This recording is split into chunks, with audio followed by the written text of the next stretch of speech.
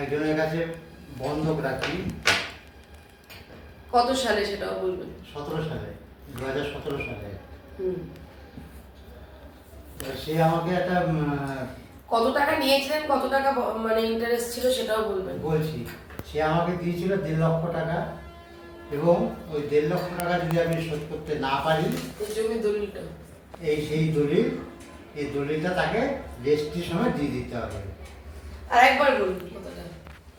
আমার পারিবারিক একটা সমস্যা ছিল, তা আমি এই দলিলটা বন্ধক রেখে 1.5 লক্ষ টাকা নিয়েছিলাম। তা উনি যে আমাকে 1.5 লক্ষ টাকা দিয়েছিলেন, আমার জমিটাকে যদি আমি টাকা শোধ করতে না পারি তখন আপনি জমিটা ওনাকে দিয়ে দিতে হবে, এবং প্রতি মাসে মাসে 100 টাকায় 7 টাকা সুদে প্রতি মাসে।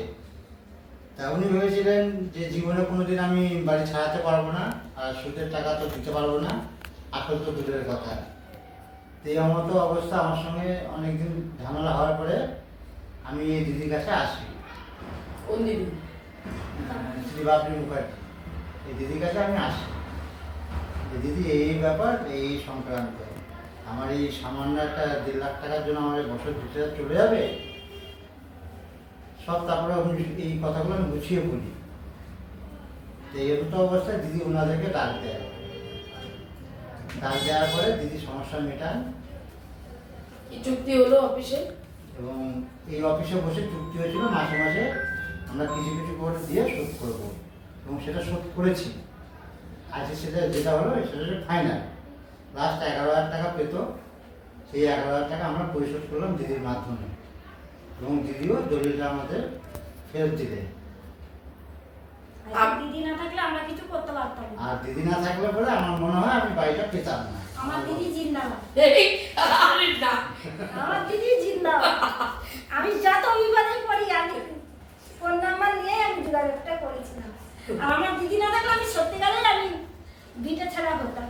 আজকে আমার দিদি ছিল, দিদি আমার খুব উপকার করেছে। আমি দিদির কথা বলি সব সময়, সবাইকেই বলি যে আমার বাবুদি যদি না থাকতো আমি দেশে যেতাম। আমার ছেলেও সবসময় বলে, আমার ছেলে খুব প্রশংসা করে আমার দিদি, যে আমার পিসির ছেলে আমরা উদ্ধার হতাম না। তা আমরা উদ্ধার হয়েছি। দিদির জন্য সব জায়গায়, দিদির জন্য দিদিকে ভালো লাগে, আমরা চাই দিদি ভালো থাকে। আমরা দিদিকে সবসময় চাই।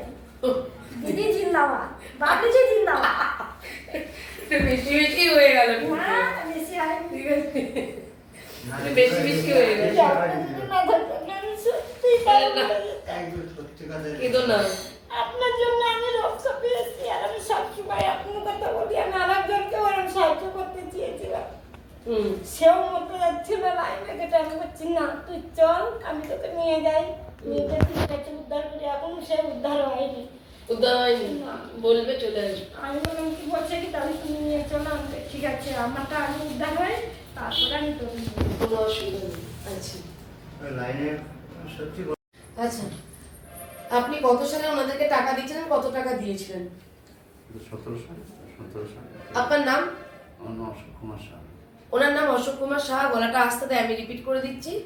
উনি 2017 সালে উনি কার কাছ থেকে কাকে টাকা দিয়েছিলেন? বিশু পালকে টাকা দিয়েছিলেন। কত টাকা দিয়েছিলেন? 1.5 লক্ষ। 1.5 লক্ষ টাকা। এই 1.5 লক্ষ টাকা কি জন্য ওনারা চেয়েছিলেন, কিছু বলেছিলেন কি ওনারা? ওই জায়গাটার জন্য আর কি। তা আমার তো জায়গা নেই, আমি পরে বাড়ি ভাড়া থাকি। এবার বললো যে এই টাকাটা দিলে পরে আমি হয়তো টাইমের মধ্যে না দিলে আবার ওই ব্যালেন্স টাকাটাও লেখা ছিল ওর ভিতরে। আচ্ছা, মানে যেহেতু আমি রিপিট করে দিই, যেহেতু এনাদের কোনো জমি জায়গা নেই, তো এরাও খুব গরিব মানুষ, তো দাদা এই চিন্তা ভাবনা করেছিলেন যে যদি ওরা টাকাটা না শোধ করতে পারে তাহলে আমি এই 1.5 লাখ টাকার বদলে আমি এই পুরো দলিলের মালিকটা হতে পারবো না, ব্যালেন্স টাকাটা দেবো বলে লেখা। আর যে ব্যালেন্স টাকাটা যেটুকু ওরা পাবে, মানে এই জমিটার যে মূল্যটা, সেই ব্যালেন্স টাকাটা ওনারা দিয়ে জমিটা ওনারা কিনে নেবেন, যেহেতু ওনার জমি জায়গা নেই। সেই একটা স্বপ্ন নিয়ে উনি 1.5 লাখ টাকা ওনাদেরকে ধার দেন। আর সত্যি কথা বলতে ওনাদের সেই টাকাটা পরিশোধ করার ক্ষমতাও ছিল না, সেটাও দাদা জানেন। আর জমির মূল্যটা উনি দিতে চেয়েছেন, মানে 1.5 লাখ টাকাটা মাইনাস যাবে, আর জমির যে ব্যালেন্স টাকাটা ওটা উনি দিয়ে ওই সম্পত্তিটুকু কিনে নেবে। মানে স্বচ্ছতা ছিল। 4.5 লাখ টাকা লেখাই ছিল। 4.5 লাখ টাকা ছিল এই জমির দলিলটা। সেই 1.5 লাখ টাকা মাইনাস দিত, আর বাদ বাকি টাকাটা ওনাদেরকে দিয়ে দিতেন। আর ওনারা পরিশোধ করতে পারবেন না, সেটা দাদা জানতেন। তো এই মতো পরিস্থিতিতে দাদা টাকা দেন। কিন্তু অবশেষে দেখা যায় যে দাদার স্বপ্ন পূরণ হলো না। পূরণ না হওয়ার কারণ, যখন ওনাদের মধ্যে এটা নিয়ে খুব ঝামেলা হলো, টাকাটা ওনারা দিতে চাইছিলেন না, তখন ওদেরকে কেউ খবর দেয় ওখানে যা, ওখানে গেলে বেঁচে যাবি। কোথায়? না বাবলি পার্টির কাছে। তখন ওনারা আমার কাছে আসেন এবং আসার পর তখন এনাদেরকেও ডাকি, দুই পক্ষকে ডাকার পর যেটা জানতে পারি সেটা হলো কি এনারা টাকা দিচ্ছেন না। তাই এদের কোনো ফল্ট নেই। তাহলে আমার কথা হলো, তুমি যখন দলিলটা মর্গেজে রেখেছো তাহলে তুমি টাকাটা পরিশোধ করো, নাহলে আমরা জমিটা নেবো। এবার এরা যখন জমিটা নেওয়ার জন্য চাপ দিচ্ছে তখন ওরা আমার কাছে এসেছিল, যেহেতু টাকা ওরা পরিশোধ করছিল না, মাত্র 14,000 টাকা পরিশোধ করেছিল 1.5 লাখ টাকার মধ্যে। তখন আমার কাছে আসার পর আমি মৌখিকভাবে একটা চুক্তিপত্র করি। সেই চুক্তিপত্র অনুযায়ী মাসে মাসে কত টাকা করে দেবে সেইটা একটা হিসাব করি। হিসাব করে সেই টাকাটা আমার কাছে পর্যন্ত প্রত্যেক মাসে টাকা দিয়ে 31,000 টাকা মতো দিয়ে গেছিল। সেই 31,000 টাকা আপনাদেরকে আমি ওই সুনিতা বোনকে আমি বুঝিয়ে দিয়েছিলাম। 31 টাকা বুঝিয়ে দেওয়ার পর ওদের মধ্যে একটা সুন্দর সম্পর্ক হয়।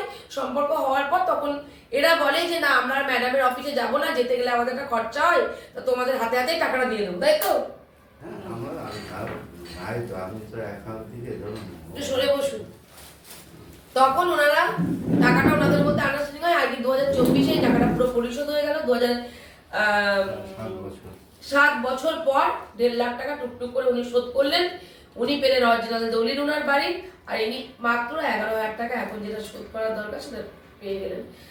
অ্যাকচুয়ালি দাদার স্বপ্ন পূরণ হলো না আর কি, যে স্বপ্ন ওনাদের ছিল। দাদা মানে এই রিসেন্ট 1 মাস হলো জায়গা কিনেছে। আচ্ছা, অনেক অভিনন্দন আমাদের ফেসবুক পরিবারের তরফ থেকে এবং জনসাধারণের পক্ষ থেকে দাদাকেও অনেক অভিনন্দন। যা, এটা একটা সুখবর পেলাম যে দাদার আর একটা স্বপ্ন, মানে একটা স্বপ্ন পূরণ হয়নি, তাই কি হয়েছে? ধৈর্য ধরতে হয়, সৎ পথে থাকতে হয়।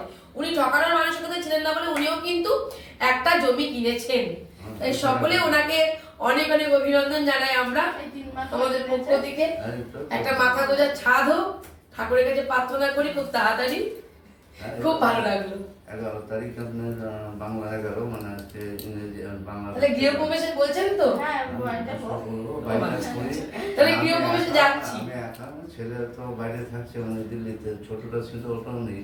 আচ্ছা, এখন এই জন্য আর কি সমস্যাটা, আমি একা তো বলি না, আমাদের দোকান এই শরীর নিজে খারাপ, কিন্তু আমার শরীর পরিস্থিতি আমি এসে এখন না আসলে নয়। তাই আপনাকে ছাড়া তো কিছু হবে না। হাই প্রেসার তো আরো অনেকগুলো প্রবলেম এখন দেখা দিয়েছে, ওই জন্য এখন টোটো করে আসতে হলো। আচ্ছা, আর একটা কথা, যেটা টোটো ভাড়াটা আপনাদের দিতে হবে, যেটা আপনারা যখন আমাকে ছেড়ে যখন এটা আগে কথা দিয়েছিলেন, এবার আমার কাছে এসছেন বলে সেই কথাটা তো আমি ফেলতে পারবো না। তাই ওনাদের টোটো ভাড়া কত বলুন? আমি কি আমার পাশের বাড়ি টোটো কত বলো? মানে আমি দিদি সত্যি জানি না। ডাকুন তো দাদা টোটো ভাইটাকে। হ্যাঁ, আমি ফোন করে ডাকো তো, দাঁড়ান বসুন। ওই টাকাটা আপনি দেবেন। তাহলে কথা যখন দিয়ে ফেলেছেন, আমার কাছে এলে কথা নিয়ে ফেলে হবে না। এবার ও বলছিল যে পিসিরা টাকা চাইছে আমার টোটো, আর তোরা নিশ্চয়ই এগ্রিমেন্ট, তোরা নিশ্চয়ই কথাবার্তা বলেছিলি। আমার শরীরটা ভালো না, প্রেশার হাই, তারপরে কিডনির প্রবলেম চলছে, এই আবার ডাক্তার দেখানো। মানে কি আবার এখন এর আগে বহুত, মানে আমার ধরুন 96 সালে হঠাৎ ওই ফুল ট্রিটমেন্ট, মানে আমাদের ডাক্তার ফুল ট্রিটমেন্ট শরীরে জল ধরিয়েছিল, তখন একটু কিডনির প্রবলেম ছিল, কিন্তু এখন যে ব্যথা নিয়ে হচ্ছে, এর মাঝখানে হয়েছিল, ডাক্তার দেখিয়েছিলাম, কোথাও থেকে ডাক্তার আসে আমাদের, তাকে দেখিয়েছিলাম, সব চিকিৎসা করানো হয়েছিল, কিডনি করানো মনে হয় এখন কিডনির ব্যথাটা। আজকে যে এসে মানে না পাওয়ার মতো দুটো খেয়েছি, আমি না আসলে নয়, তবু আমি আসছি, মানে আমার আসতে খুব কষ্ট। বুঝতে পেরেছি, তার জন্য সরি চাইছি। না, আপনি যেহেতু মেন কান্ট্রি, আপনার হাতে টাকাটা কাউকে দেবো না। এতবার তো আমরা দুইজনই এসেছি। হ্যাঁ, এতদিন তো আপনাদের দুজনেই এসেছে। নিয়ে আমার বাবা খুব অল্প বয়সে মারা গেছে, 71-এ মারা গেছে। আমি ডাক দেবো। আমি 69 থেকে আমি বাবার সঙ্গে, মানে 2 বছর আমার বাবা মাস্টার। আরে এই রাস্তাটাতে গিয়ে দিদির তো অফিসে আমরা ভেবেছি ওখানে ওইখানে দাঁড়াই। ফোন তুলছে না? ওই বিশ্বনাথ ও চেনে আমাদের পাড়ারই টোটো। আমার বাবা মাস্টারে। তোমরা কন্ট্যাক্ট করো নি কটাকায়? না, এবার তো পাড়ার একদম পাশের বাড়ি মানুষ, মানে না বলেই চলে এসছে। না না, আমি ওর বলি না, মানে আগের বারে ওনার তোমার বাড়িতে যখন এসছে ওইখানে ওই নিয়ে এসেছিল, এবার তোমার জায়গাটা ও চেনে আর কি, এর জন্য অন্য টোটো করি না। আচ্ছা, এবার ও বেশিও চায় না, ঠিকঠাক চেয়ে নেয়, এর জন্য করি না। ন বছর তখন থেকে বাবার সঙ্গে ছিলাম, মানে বাবা মাস্টারি করলে তখন ওই 65 টাকা মানে চাকরি ঢুকলো, তখন এই 65 টাকা মানে আমাদের একটা কাপড়ের দোকান ছিল, নবদ্বীপে ছিল একটা জায়গাতে পোড়ামাতলা, কাপড়ের দোকানটা ছিল। তখন এই যে তখনকার স্কুল ফাইনাল পাস করেছিল বাবা, তখন দিয়ে নিয়ে স্টার নিয়ে পাস করেছিল। তো দিয়ে ওই তখন একটা ইয়ে করলো, অ্যাপ্লাই করলে একটা অ্যাপ্লাই করাতে চাকরি হলো। তাতেও 2 বছর ওই দোকানটাকে ঠেকিয়ে রেখে 2 বছর বয়সে তখন আবার ওই দোকানটা বন্ধ করে দিল। তারপর দোকানটা হ্যাঁ, বিক্রি করে কমপ্লিট দিল। হয়ে যাচ্ছে। দিয়ে নিজে তখন ওই চাল টাল নিয়েই আর কি বসতো। তখন সকালবেলাটা আমি তাহলে নিতাম, বাবার স্কুলটা প্রাইমারি স্কুল ছিল না বিদ্যানগরে, তখন ওই ইয়েতে ওই বেসিক যে কলেজটা ওইটাই হতো প্রত্যেক 12 মাস সকাল, মানে শীত গ্রীষ্ম। দেখুন সৎ পথে থাকলে কষ্ট হয়, হ্যাঁ। কিন্তু তা ভগবান আসলে- পাশে থাকে। এই আর অসৎ পথে থাকলে কিন্তু ভগবান পাশে থাকে না। ওই সাময়িক আমার হয়তো বেশ সুন্দরভাবে কাটানো যাবে, কিন্তু তার পরবর্তীতে কাটানো যাবে না। সেই 9 বছর থেকে আজকে 65 বছর বয়স হলো, এই যে আমাদের কর্ম, বাবা 71 সালে মারা গেল, 4.5 বছর মাত্র চাকরি, 125 টাকা মায়না এসে দিয়ে গেল। এই যে আমাদের এই যে কষ্টটা, মানে কষ্ট বলতে তো এখন তো অনেক রকম কাজ, তখন কিন্তু কাজ ছিল না আমাদের। এই তখন করণীয় আমাদের ওই মাল বাবা, মানে মাছ চাল নিয়ে আসা, এই নারায়ণঘাট থেকে এই মাথায় করে করে চাল নিয়ে আসা, তারপরে এই সাইকেলে করে নেওয়া, রাত্রিবেলা নাইটে পুলিশে তাবলানি খাওয়া, এই কাজ ছিল না। আর আমাদের ওখানে ছিল কাঠের কাজ, এছাড়া তো অন্য কাজ ছিল না। তো এই কষ্টটা আমাদের খুব, মানে কি এত দীর্ঘমেয়াদী, 65 বছরের মধ্যে 9 বছর বাদ দিয়ে এই এত বছরই এইভাবেই চলছে। তো এখন আর শরীরে কত সত্যি তাই। তা এখন এই ছেলেরা এখন যে একটা, মানে যেমন একজনের বড়টা ওর ছোট মামা সিএ, আর ও চার্টার অ্যাকাউন্টস নিয়ে পড়েছে, ওটা ওর মামার সঙ্গে আছে। এই ছোটোটাকে নিয়ে চিন্তা, এই ছোটোটা এখন ইঞ্জিনিয়ারিং পড়ালাম। তো প্রথমভাবে পেয়েছিল, ভালোই পেয়েছিল, ওই সিএ ইয়ে গাড়ির এসি কোম্পানিতে চাকরি পেয়েছিল ফরিদাবাদে।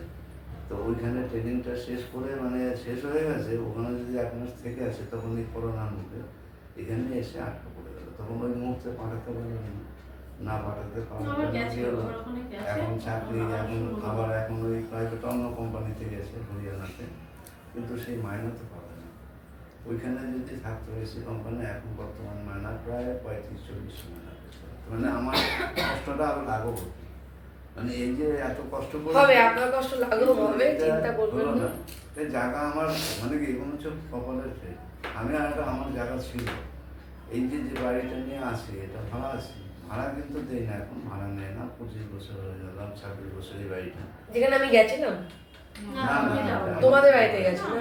এটা এই বাড়িতে, এটা আমার শ্বশুর বাড়ি, এটা আমার বড় শালা বউ। জানি হ্যাঁ, আর না, বড় সাদার বউ ভালো ছিল বলে কিন্তু এই লড়াইটা দিতে পারে। হ্যাঁ, ও মাঝখানে ছিল জন্য আমরা এটা মানে মানে আপনাদের দ্বারা হতো না। আমাদের না, আমাদের এই সম্ভবত নয় এটা।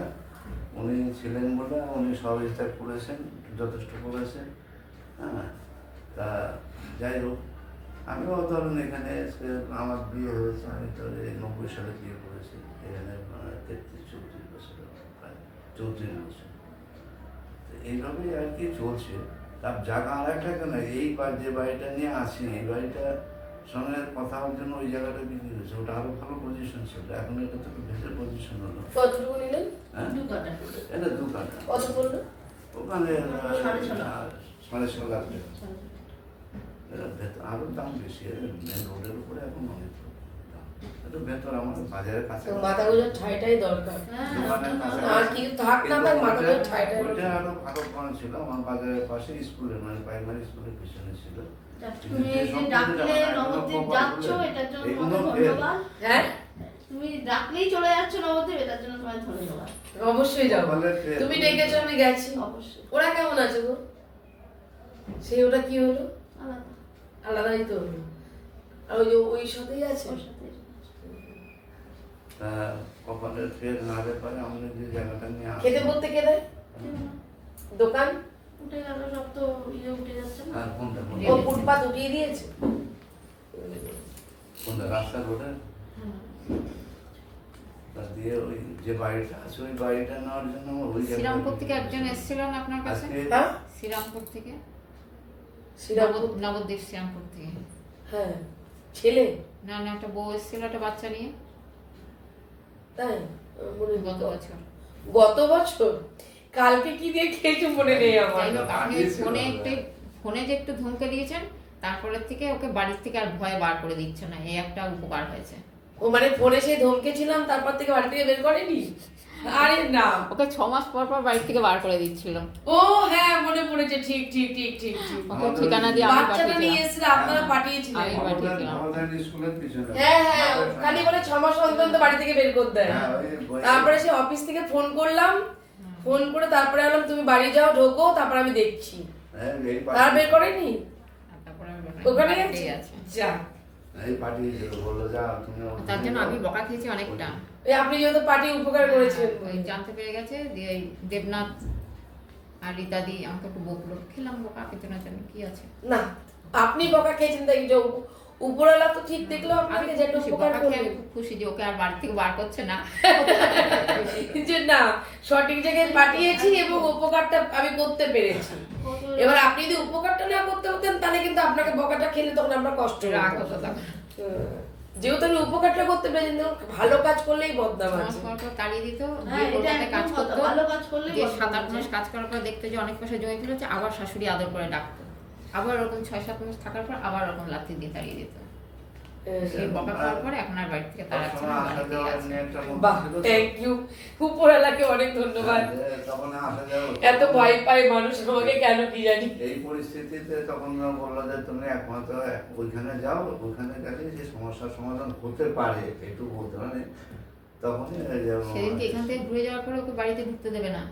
দেখুন, আপনি কিন্তু আমাকে খবরটা দিলেন, সে কিন্তু আমাকে একটা, এটাই আমরা হলো কষ্ট পাই যে সে যদি আমাকে একটা ফোন করেও বলে যে দিদি আপনার ফোনের জন্য আমার সেই মানুষ নয়, ওই ওই সেই কত মানুষ অ্যাডভান্স নয়। নয়। না না, ও মানুষ ভালো, ওকে তো কেঁচা কলে ফেলে দিয়েছে। হ্যাঁ, ওই ওর সব শাশুড়ি ও এখন মানে ওই অর্থহীন না।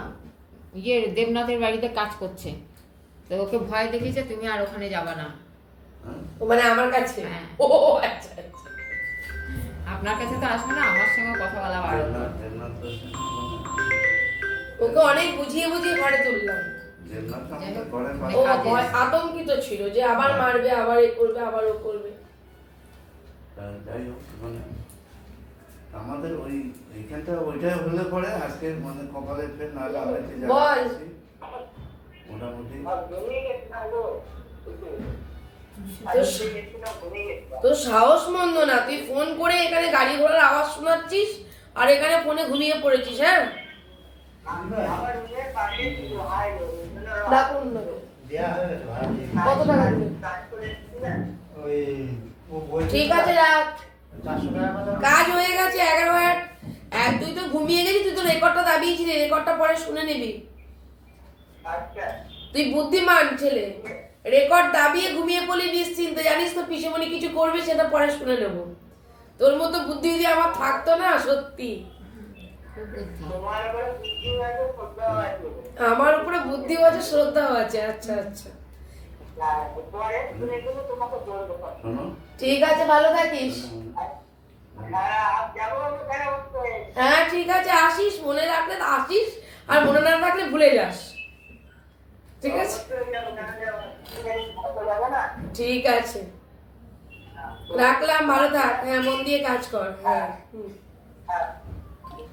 ঠিক আছে, ভালো থাকবেন। আসুন। ভাই, ও বলছিল 400 টাকা কথা আমার দেখ, আমার গরিব মানুষ একটু কম সম করে নেয়, দিতে হবে 300 টাকা নিল আর বললো 20 টাকা টোল ট্যাক্স দাও। 20 টাকা? Toll tax. ঠিক আছে, তাহলে ওনারা টোটোর টাকাটাও দিয়ে দিয়েছে, ওর 320 টাকা দিয়ে দিয়েছে। ঠিক আছে, আপনার উচিত ছিল ওদের হাতে দেওয়া। না না, ঠিক আছে, আমার এগুলো আমার পাড়ারই ছিল, অসুবিধা নেই। পাড়ারই ছিল, আমি এই জন্যই তো বললাম এখানে আমি এইসবের মধ্যে থাকতে চাই না। ঠিক আছে, ঠিক আছে, এই জন্য এদের আমি ঠিক আছে, বাড়িতে দোকান মুখে আর এর বাড়ির সামনে ঠিক আছে, আসছি। হ্যাঁ, আসো আসো। তুমি নবদ্বীপ গেলে না? যাবো যাবো। কতদিন দিতে? এই এরকম বলো না। আসছি। হ্যাঁ, হ্যাঁ হ্যাঁ,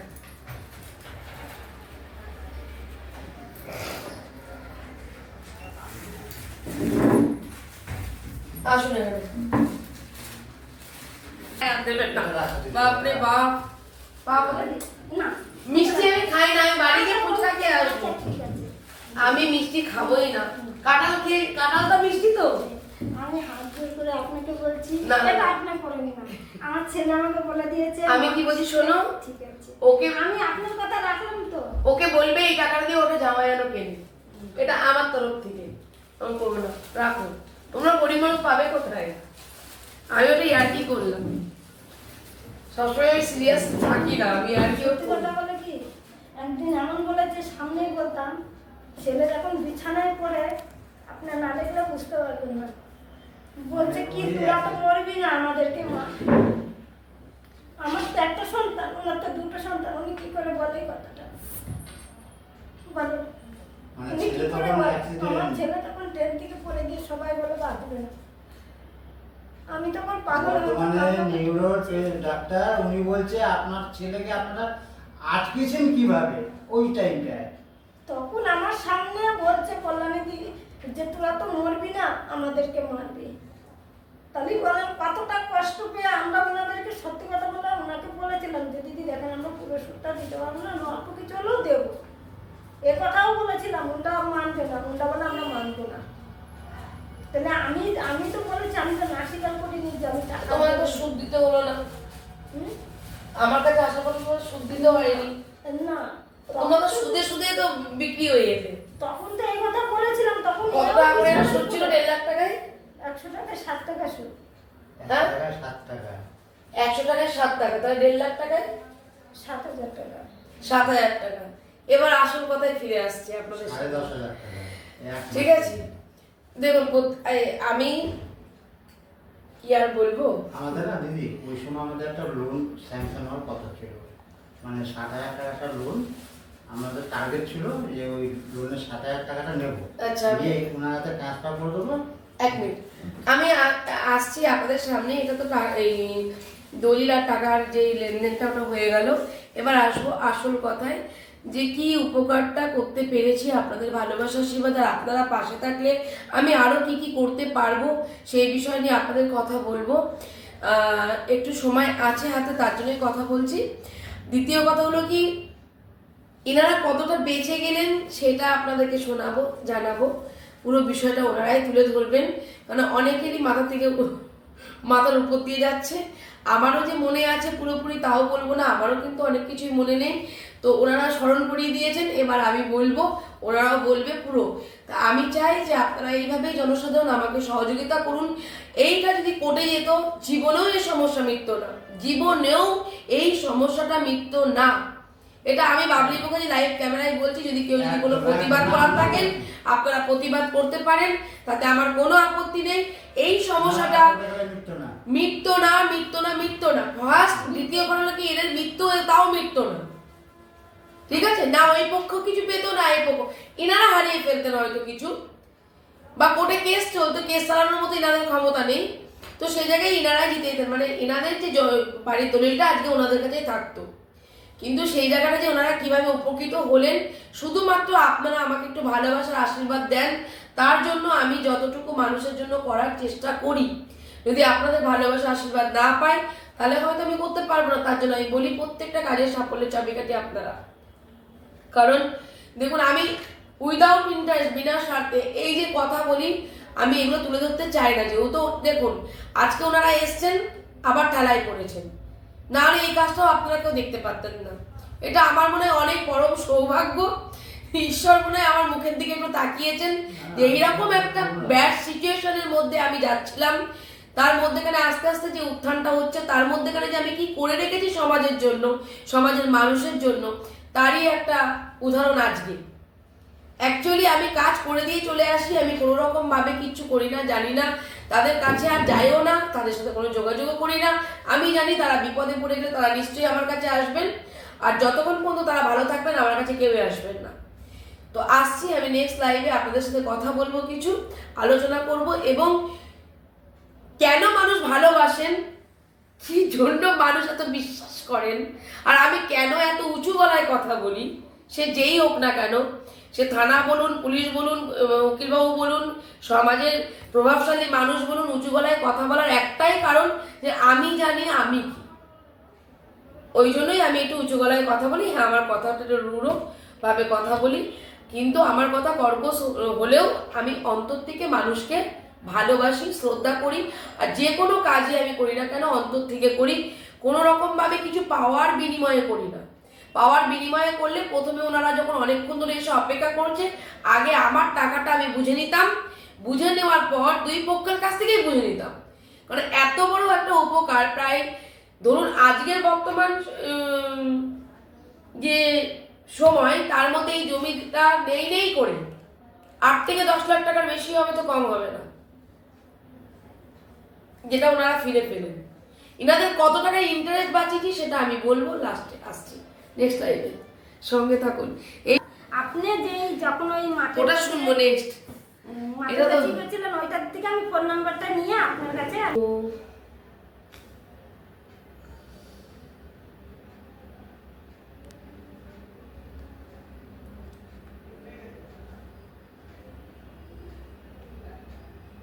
ঝামেলাটা মেটাই সে কি তারপরে- হয়েছে, সে অনেক জায়গা থেকে এরকম টাকা নিয়েছে, আচ্ছা। সে সুদের পর সুদ, সুদের পর সুদ দিতেই থাকে। আর সে হলো লোন ছাড়ে, মানে একটা লোন শোধ হতে পারে না, সে আবার লোন দেয়।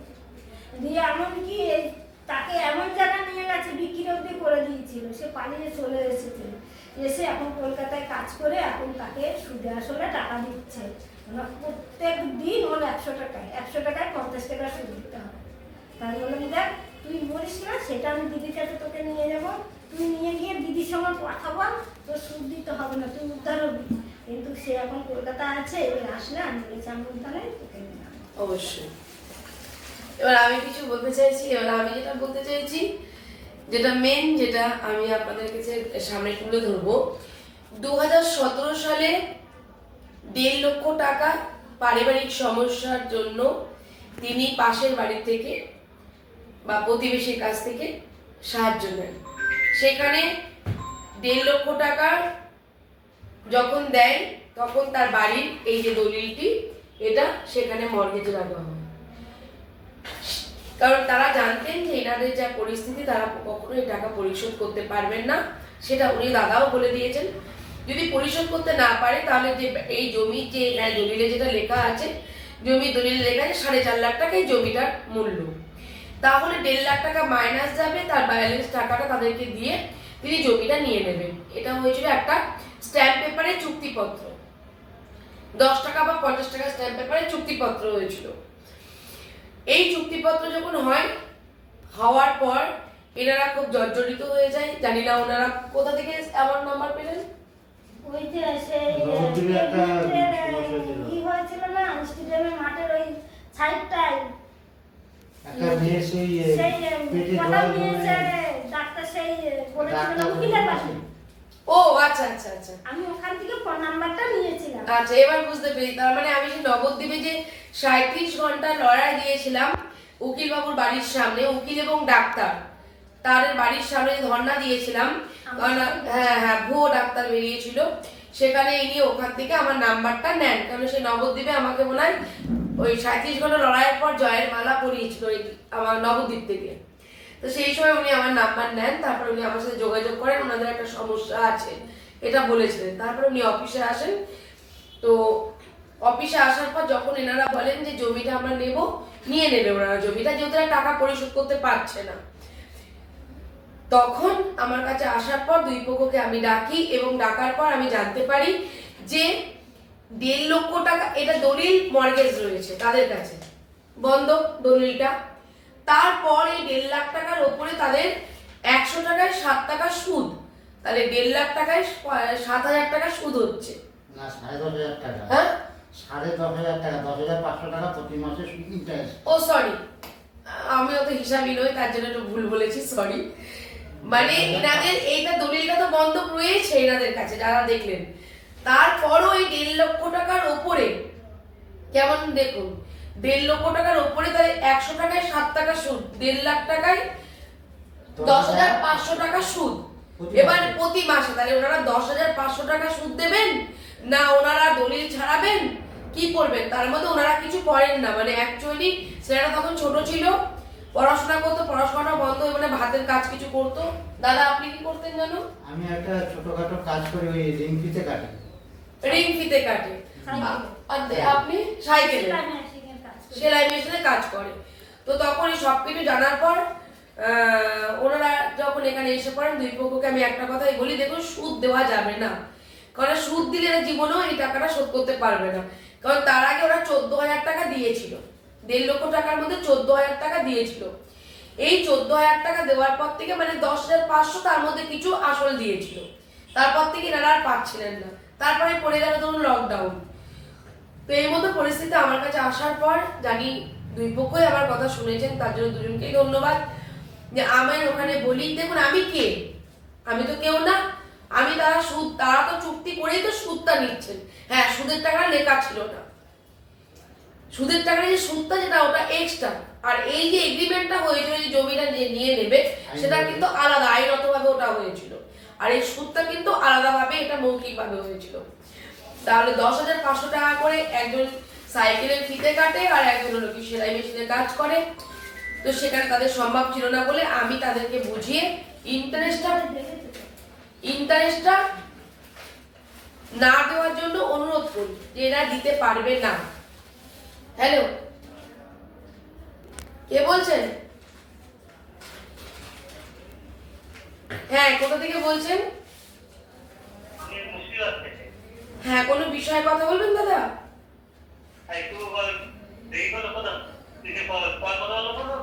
হ্যাঁ, আমি আপনাকে ফোন ব্যাক করছি, আমি একটুখানি একটা কথা বলছি লাইভে।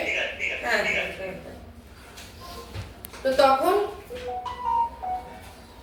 ওনারা রাজি হন না, তখন আমি বললাম রাজি না হলে তাহলে আমি অন্যরকম পদক্ষেপ নেব। আর সত্যি কথা বলছি, কালকে সেদিনকে পরশু দিনকে লাইভে বলছিলাম না, আমি আগে খুব দাপুটে ছিলাম, সত্যি দাপুটে ছিলাম, মানুষ তো ভয়ও করতেন। তো সেই জন্য তারা রাজি হন এবং তারা তখন ইন্টারেস্টটা নেবেন না, কারণ আমি তখন তাদেরকে বলি যে আপনারা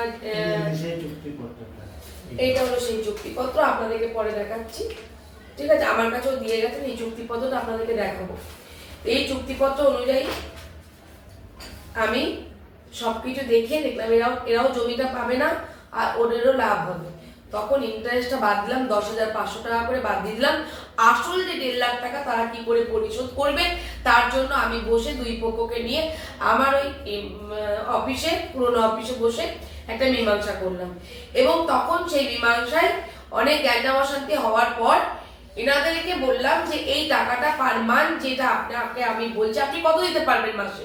বললো আমি, ছেলেটা বললো যে পিসি আমি এই টাকা করে কাজ করি, আমি এই টাকা দিতে পারবো। আর ঠিক আছে, তুই তাহলে আমাকে দিবি, আমি প্রত্যেক মাসে তোকে এই ডেট থেকে এই ডেটের মধ্যে আমি টাকা বুঝে নেব, আর তুই টাকা না দিস তাহলে তোর কপালে কষ্ট আছে। হ্যাঁ, আমি বলেছিলাম কথাটা। তখন সে ভয়ে প্রত্যেক মাসে আমাকে টাকা দিতে হচ্ছিল। এবার কোনো মাসে হয়তো গ্যাপ গেছিল, তখন আমি প্রচন্ড বকুনি দিয়েছিলাম। তো বকুনি দেওয়ার পর ও কি করলো, ভাবলো মনে হয় পিসির কাছে গেলে তো পিসি বকুনি দেয়, 1 মাস না দিলেই। কিন্তু আমার উদ্দেশ্য দেখুন, আমি এনাদের কাছে কোনো পয়সা করে নিইনি, 4 আনা পয়সাও নিইনি, কোনোদিন 500 টাকা ভিজিটও নিইনি। নিয়েছি না, আমি কিন্তু কিছু নিইনি, আমার মনে নেই নিয়েছি কি নিইনি। তো সেই জায়গায় আমি বলেছিলাম তোকে দিতে হবে, তখন তোর পিসি খুব বকুনি দিচ্ছে, তখন ও কি করে ওদের সাথে কথা বলে নেয়। না, ওদের সঙ্গে প্রথমে কথা বলি, টাকাটা যখন 1 মাস দিতে পারিনি বলেছি পিসি তাহলে আমরা তো প্রত্যেক মাসে যাচ্ছি, বলে কি তোরা এরকম টাকা দিচ্ছি বেনে বেনে আমরা তাহলে যেতে পারবো না। তা আমি বললাম কি তাহলে ব্যাংকের অ্যাকাউন্ট নাম্বারটা আমি দিদির থেকে নিয়ে আমার যখন যেরকম হবে আমি দিদির ব্যাংকে পাঠিয়ে দেবো, দিদি আবার আপনাদের ব্যাংকে পাঠাবে। বলে না, আমরা এসব ঝামেলার মধ্যে যাবো না। এই কথাটাই তখন বলতে যাচ্ছিলাম ওদের সামনে। মানে অ্যাকচুয়ালি মানে আমি আমাকে অ্যাভয়েড করাটা। তারপরে যখন এই 11,000 টাকা দিতে চাইলো তখনও আসবেন না, তখনও আসবেন না। লাস্ট ফিনিশিং কি বললো, আমাদের টোটো ভাড়া দিতে হবে, তাও এর স্বীকার হলো, সেটাও স্বীকার হলো। এখানে কিন্তু টাকার কোনো উল্লেখ এইখানে নেই। টাকা এই যে 50,000 দিয়েছে, এটা উকিলের মাধ্যমে, তাই তো? হ্যাঁ, আমাকে আমি যে টাকা দিয়েছি 1 টাকাও লেখেনি।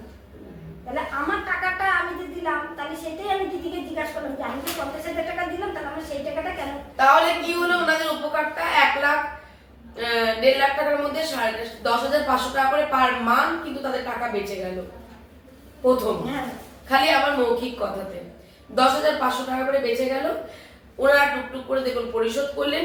হ্যাঁ, 17 সাল থেকে 2024 সালে এসে ওনাদের দলিল ওনারা ফিরে পেলেন। তাহলে ওনাদের যে ভিটে মাটিটা বেঁচে গেল। মাঝখান থেকে আমি একটু আপনাদের ভালোবাসা কুড়িয়ে নিলাম এখন, আর একটু বড়দের আদর কুড়িয়ে নিলাম। ঠিক আছে।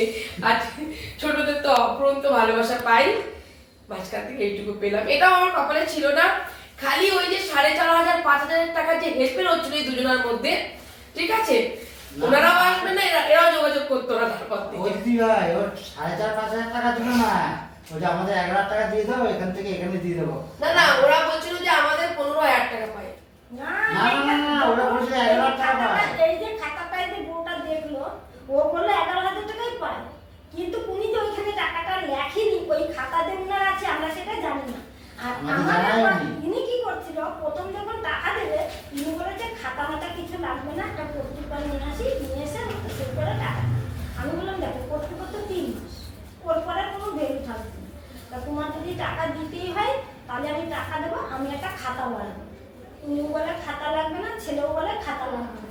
আমি বললাম দেখো একটা প্রমাণ থাকলে আমি লড়তে পারবো, আর আমি যদি কোনো প্রমাণ না থাকে আমি কিন্তু লড়তে পারবো না, যতই আমি দিদির কাছে যাই। দিদি আগেই তো বললো প্রমাণটা দাও। তাহলে আমি যে এই যে খাতায় তুলেছি এটাই ওদের রাগ, যে কেন উনি খাতায় দিল। এর মধ্যে ওর ছেলেকেও ফোন করে বলে তুইও ভালো তোর বাবাও ভালো, শয়তান তোর মা, তোর মা হলে বেশি পাবে।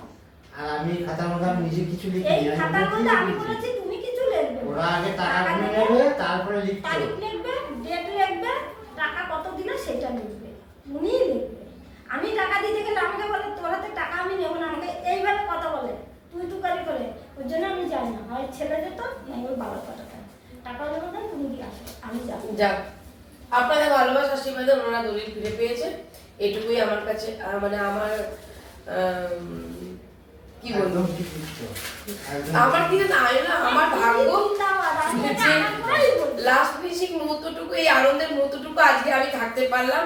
হয়তো এই টাকার মধ্যে একটু গন্ডগোল না বলে ও যোগাযোগ করতো না পিসি বলে, আর এনারাও আসতো না, ওখানেই মিটিয়ে তো আমি জানতেই পারতাম না।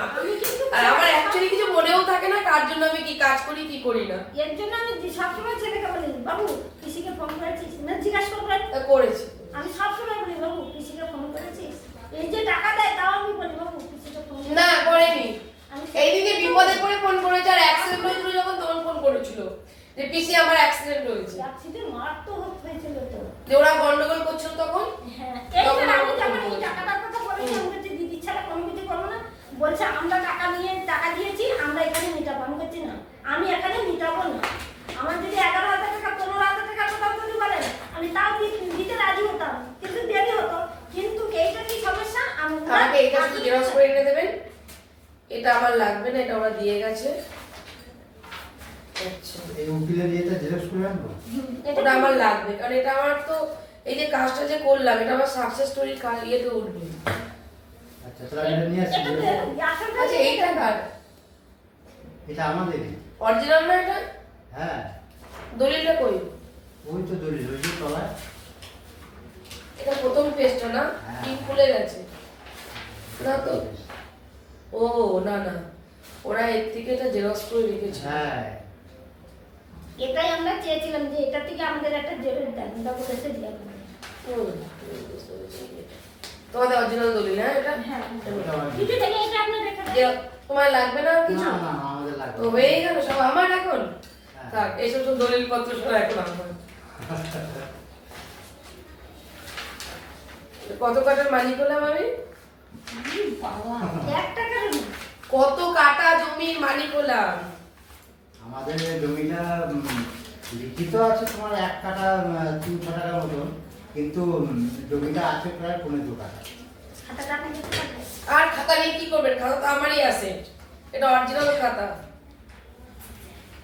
পুলিশ দেখতে চায় না কি কাজ করি, দেখাবো তখন। আচ্ছা আচ্ছা ঠিক আছে। আর আপদ বিপদে পাশে থাকবে, আর কিছু চাই না। একদম। তাড়াতাড়ি আনবো। এটা ঠিক আছে। সেই চুক্তি বলতো। এই দিয়েছে ওরা আমাকে, ওটা তো আমার কাছেও দিয়েছিল তখন। আসুন, কোনো অসুবিধা নেই।